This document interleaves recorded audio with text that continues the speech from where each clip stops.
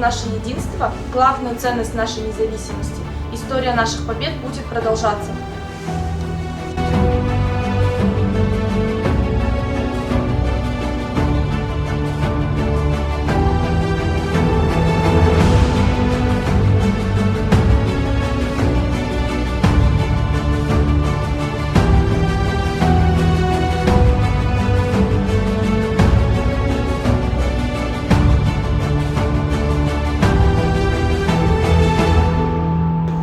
Айбынымды асырған, нұр сәулесі шашылған, отаным саған мың алғыс.